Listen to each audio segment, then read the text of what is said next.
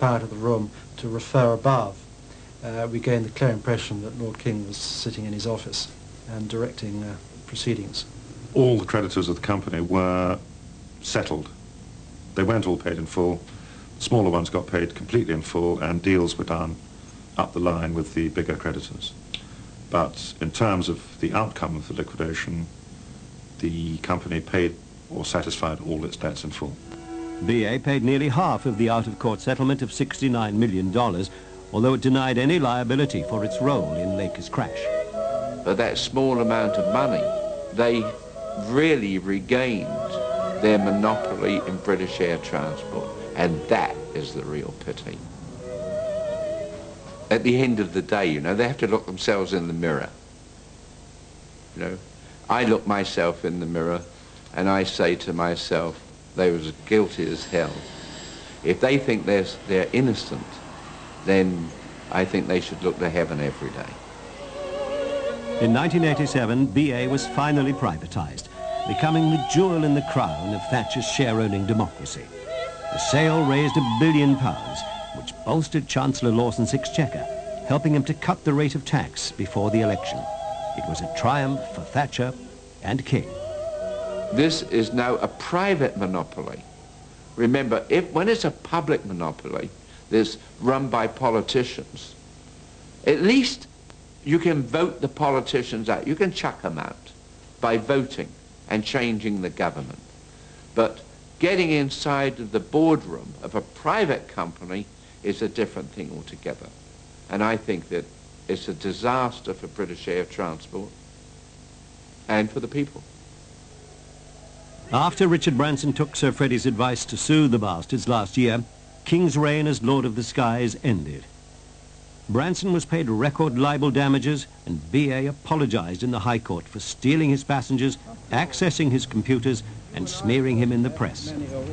Insisting that he knew nothing of the dirty tricks, King resigned from the chairmanship. I want to see the future. What has this got to do with the dirty tricks campaign? Nothing, madam. The lesson is simple, and it's clear. The mindset of the British government has always been there should be only one airline to represent the British on the Atlantic. And over the years, that company has been what is now British Airways.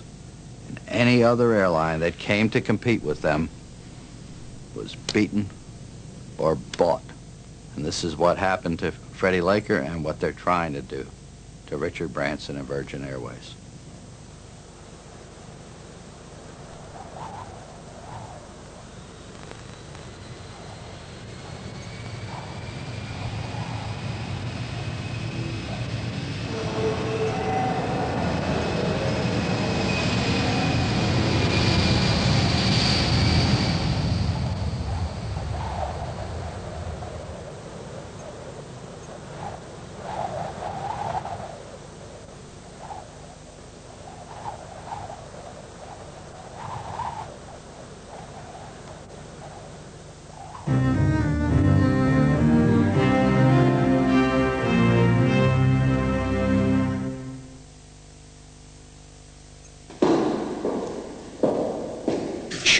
You didn't see me. You only thought you saw me. I'm a vision. I saw the good thief. Is she speaking to you? Is there a message? Your son has seen the Blessed Virgin. The Virgin? Over in our chapel. An innocent child of God. The son of a publican. In the name of the Father, and of the Son, and of the Holy Ghost. Why are you doing this to us? All things bright and beautiful. Tomorrow at 9 on BBC Two. Let it be so.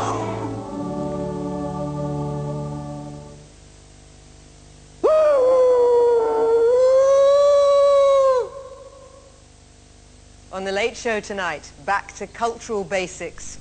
With the success of Middlemarch and films such as Shadowlands and The Remains of the Day, are we trying to turn back the cultural clock?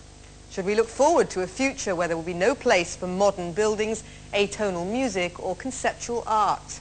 Paul Johnson and Howard Jacobson are among those doing battle on The Late Show tonight at 11:15.